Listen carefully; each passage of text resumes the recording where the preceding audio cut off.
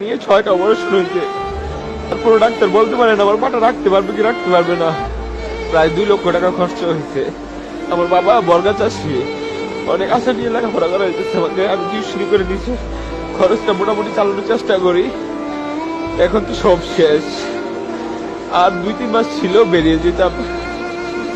যদি কত আমরা খাইতাম, ছেলে কঙ্গই করে রয়েছে, আমরা কি করবো?